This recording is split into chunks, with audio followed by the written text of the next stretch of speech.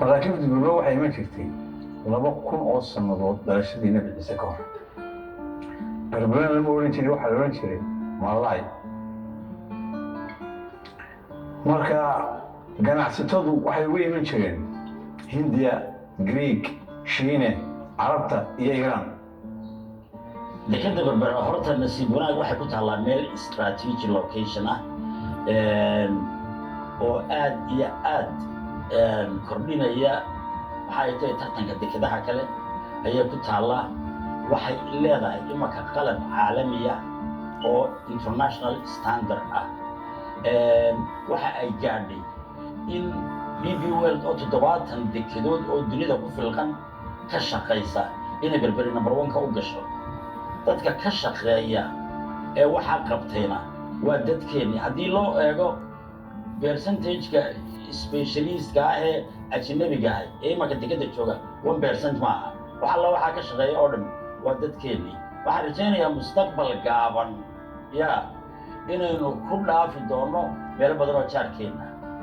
runtii sidii aan horeba u soo sheegnay waxay dekadu lahaan jirtay hal taag oo da'diisu yahay 42 sano, taasoo muddo dheer ay dekadu lahayd, dhib badanna ay ka haysatay run ahaantii. alxamdulilaahi rabbil caalamiin. intii uu xilka qabtay madaxweynaha jamhuuriyadda Somaliland Muuse Biixi Cabdi waxaa noo suuro galay inaanu keenno 2 taag oo waaweyn oo mid walba 60,000 oo tan uu jiidayo, taasoo hawshii dekada fududaysay kana dhigtay standardkii caalamka. waxaa kaloo noo suuro galay pilot boat cusub oo iyaduna qaada bayloodada, taasoo berigii hore ay dhibaato badan naga haysan jirtay iyagoo raaci jiray huudhiyar. huudhigaasoo habeenkii dhib badan keeni jiray, mararka qaarnaba maraakiibtu ay moodi jireen inuu burcadbadeed yahay. laakiin alxamdulilah rabbilcaalamiin muddadii uu hayay xilka madaxweynaha jamhuuriyadda Somaliland waxaa noo suuro gashay inaanu ka soo iibino dalka Ireland pilot boat cusub oo booleedadu ay raacaan habeen iyo maalinba, taasoo qalabkeedii oo dhammi uu dhammaystiran yahay. halkan aynu ku sugannahay waxa weeye container terminal Dakar. ugu badnaan waxaanu saari jirnay oo dhibaato badan naga qabsan jirtay 2 container marka laga hadlayo dhinaca dherarka. marka la kala gurayo laguma dhigi jirin balaan iyo qorshe iyo number, laakiin maanta alxamdulilah rabbil caalamiin waxaa lagu dhigayaa number isagoo saaran markabka ayaa la ogayay container walba halkuu saaran yahay iyo halka la dhigayo. alxamdulilah rabbil caalamiin. sida halkan dambe ka muuqata 8 wiish ayaa yaala oo la yidhaha RTG, kuwaasoo ah kala gura, kala nidaamiya. haygu maanta wuxuu gaadhayaa 5 ama 6 container. waqti badan kuma lumo, mid kastana numberka uu leeyahay ayuu ku soo saaraya insha allahu inaan ka saaran mashiinku. marka hawshu way noo fududaatay. berigii hore dad baa dhex socon jiray, maanta cid ka dhex shaqaynaysa aan mashiinada ahayn iyana wiish ka saaran ma jiro. guud ahaan 8 wiish oo waaweyn RTG nooca la yidhaahdo ayaa ka shaqeeya. marka shalay iyo maanta different weyn ayaa u dhexeeya runtii. waxaa kaloo iyadana muhiima inaanu tababarnay shaqaalihii caqabadu ka qabsan jirtay, oo halkii berigii hore ay 2 inan oo keliya ka wadi jireen maanta 102 qof baa ka wada. qabsan jirtay oo halkii berigii hore ay 2 inan oo keliya ka wadi jireen maanta 102 qof baa ka wada. imka shaqaalahan ka shaqeyno taaga 99% waxaan naartay kasoo baxay jaamacadda wadda.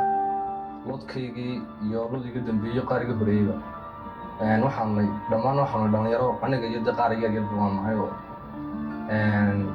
shaqadan qabanno waxa weeyaan waxaan oran karaa waa shaqada qaranka ugu muhiimsan. waa ishii dhaqaale Soomaaliland baan joognaa. taag boat iyo maareen haddii noqoto waxa weeyaan waa halka ugu muhiimsan dekada weeyaan. mas-uuliyadda intaa leeg inay dhiman dhalinyaro ay hayaan oo cilmigeedii leh, maanta waxaad ugu farxo aadna ugu faraxsan.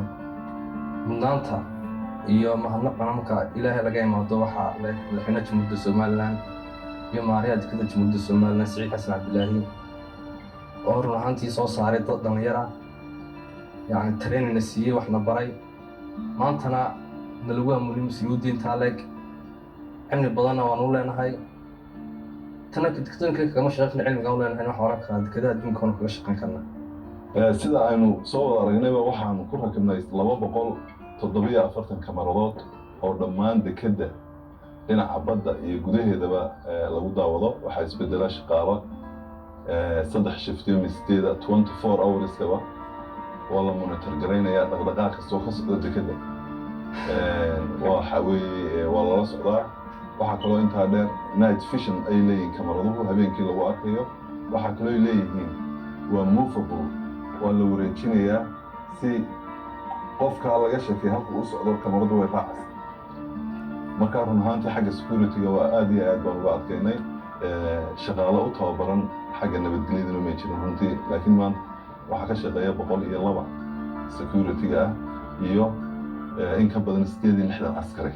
waxaa kaloon ku soo kordhinay qalab la yidhaha vessel track oo isaguna lagu monitor gareeyo maraakiibta meel kastuu joogo, deked kastuu joogo, iyo markabku wuxuu leeyahay IMO number buu leeyahay, kaasaa lagu track gareeya.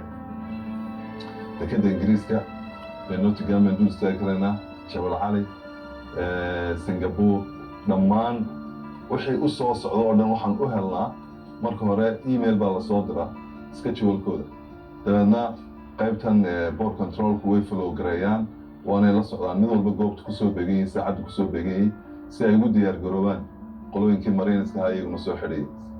berigii hore waxaa dhici jiray operationku inaan habeenkiiba la qaban jirin maadaama qalab ku filan aanay haysan dekeda berberi, laakiin alxamdulilah rabbilcaalamiin maanta waxaan shaqeynaa 24 saacadood.